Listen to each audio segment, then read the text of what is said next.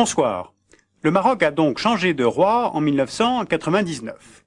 Le nouveau souverain règne sur un grand pays arabe qui se démocratise, qui stabilise la région aux côtés de la guerre en Algérie, et pourtant qui n'a jamais accepté que le Sahara occidental ne lui appartenait pas. Ça fait maintenant plus de 7 ans que le référendum sur l'autodétermination de ce territoire est régulièrement reporté. Alors pourquoi ces reports successifs? Quels sont les enjeux de ce territoire désertique, grand comme la moitié de la France et peuplé de quelques centaines de milliers d'habitants? Voilà le plus grand désert du monde, le Sahara, 8 millions de kilomètres carrés, de l'Atlantique à la mer Rouge. 10 États se le partagent, l'Algérie, le Maroc, la Tunisie, la Libye, l'Égypte, le Soudan, le Tchad, le Niger, le Mali, la Mauritanie. Et en plus, il y a un territoire qui est le Sahara occidental. Le Sahara occidental est à 150 km des îles Canaries.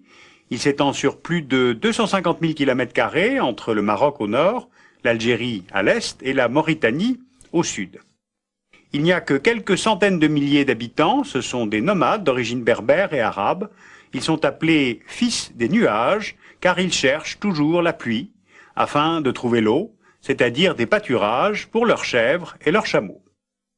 La terre est aride, il y a du phosphate dans le sous-sol, à Boukra, et d'abondantes ressources pour la pêche, puisque le territoire donne sur la côte atlantique. Territoire, en fait, c'est une notion juridique peu précise.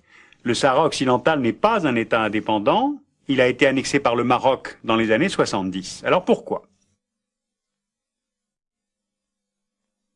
Entre 1884 et 1975, le Sahara occidental est une colonie espagnole appelée Río de Oro, car l'ancienne route des caravanes de l'or le traversait. L'Espagne s'y intéresse assez peu, et sa colonisation sur ce territoire est contestée par les deux voisins. Au nord par le Maroc, au nom d'une légitimité historique remontant à l'ère précoloniale, car c'est de là qu'étaient venus au XIe siècle les Almoravides, fondateurs du premier empire marocain, et puis au sud par la Mauritanie, car le Sahara occidental est peuplé de tribus nomades de même origine ethnique que les Mauritaniens. Résultat, en 1975, quand l'Espagne décide de décoloniser le Sahara occidental, le territoire est partagé entre le Maroc au nord et la Mauritanie au sud. Alors pour le roi du Maroc, cette annexion est d'abord une sorte d'alibi politique. Elle est légitimée par cette thèse du Grand Maroc, dont vous voyez là se dessiner les contours sur la carte. Cette thèse géohistorique a déjà conduit en 1963 à un conflit avec l'Algérie pour une partie du Sahara algérien, et la célèbre Marche verte, pour laquelle le roi avait rassemblé plus de 300 000 Marocains, c'était le long de la frontière avec le Sahara occidental. L'annexion du Sahara occidental qui fait suite à la Marche verte permettait de renforcer l'unité nationale autour du roi et d'éloigner l'armée marocaine des affaires politiques. Et puis, résultat non négligeable, avec cette annexion, le Maroc pouvait doubler la superficie de son territoire et augmenter ainsi ses ressources en phosphate et devenir ainsi le 3e exportateur mondial. Le phosphate, je vous rappelle que ça sert pour faire des engrais et puis pour faire des lessives. Sauf que lors du partage de ce Sahara occidental entre le Maroc et la Mauritanie, les populations sahraouies n'avaient pas été consultées. Le Front Polisario, c'est-à-dire le Front de libération sahraoui, qui demandait l'indépendance à l'Espagne, se lance alors dans une guérilla contre les deux nouveaux occupants. Il a le soutien militaire et financier de l'Algérie, qui accueille à Tindouf les militants sahraouis et tous les nomades qui fuient le Sahara occidental. Alors pourquoi ce soutien algérien? D'abord, l'Algérie, à cette époque, veut être fidèle à son histoire et elle soutient le droit du peuple sahraoui à l'autodétermination. Ensuite, elle s'inquiète pour sa géographie. Il n'y avait pas de reconnaissance par le Maroc de la partie sud de la frontière algéro-marocaine et elle décide de soutenir le Polisario aussi longtemps qu'il y aurait une politique du Grand Maroc et des revendications sur le Sahara algérien. Alors grâce à ce soutien algérien, le Polisario proclame en 1976, depuis son exil de Tindouf, la République arabe démocratique indépendante du Sahara. Elle est reconnue par 73 États. L'ONU se prononce en 1978 pour l'autodétermination du Sahara occidental et condamne l'occupation marocaine qui s'étend désormais également au sud du territoire depuis que la Mauritanie s'est, elle, retirée du Sahara en 1979. Le Maroc poursuit donc seul les combats face au Polisario. Pour empêcher les raids, l'armée marocaine construit par étapes, entre 1980 et 1987, un mur fortifié.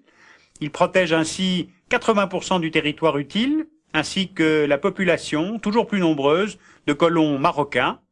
Et le Maroc accepte finalement, en 1988, sous le contrôle de l'ONU, l'organisation d'un référendum sur l'autodétermination du Sahara occidental. Ce changement de cap s'explique par le besoin de l'ouverture économique, le rapprochement avec l'Algérie et la volonté de participer à l'union du Maghreb arabe avec les voisins. Un cessez-le-feu est finalement signé entre le Polisario et le Maroc en 1991 et le référendum est prévu pour 1992. Or, la constitution des listes électorales pose problème. L'unique recensement de la population existant a été effectué par l'Espagne et date de 1974. On dénombrait 74 000 Sahraouis, soit, selon l'ONU, environ 70 000 électeurs. Le Front Polisario souhaite s'en tenir à ces chiffres, alors que le Maroc, lui, veut inclure 3 tribus supplémentaires installées depuis longtemps dans le sud marocain, ce qui ferait environ 65 000 personnes de plus à recenser. Eh bien, c'est cela que refuse le Front Polisario, car il redoute que ces populations soient en fait favorables au rattachement au Maroc. Voilà, le conflit est donc passé du terrain militaire au terrain des négociations. Et ces négociations pour l'établissement des listes d'électeurs durent depuis 1992, obligeant sans cesse le report du référendum prévu. On en est là aujourd'hui, et on a un peu l'impression que ce statu quo arrange tout le monde. Car l'enjeu du référendum est tel que chaque partie veut sortir victorieuse et préfère attendre plutôt que de risquer d'être battue. Pour le Maroc, le Sahara occidental est marocain.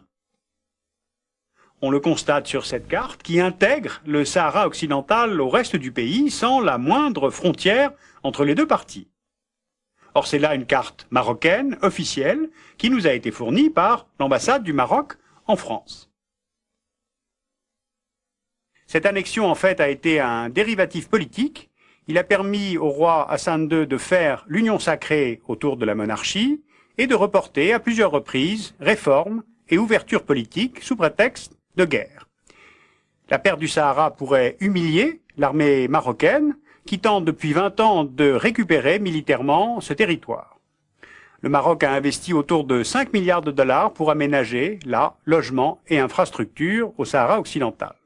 Alors pour ces 3 raisons, le Maroc ne veut pas perdre le référendum. Maintenant le Polisario.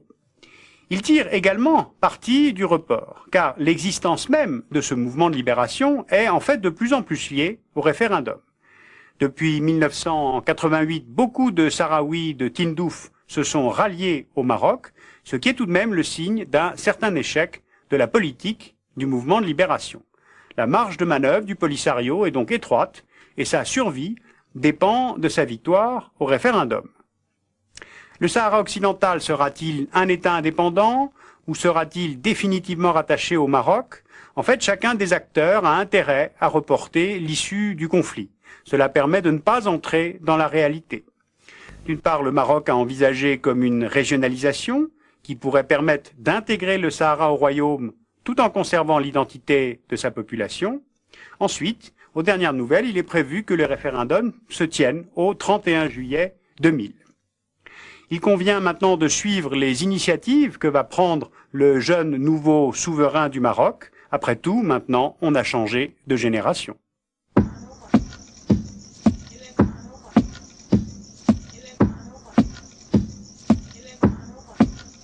Pour approfondir cette question, je vous conseille de vous plonger dans le Dictionnaire d'histoire et civilisation africaine de Bernard Nantais, édité chez Larousse.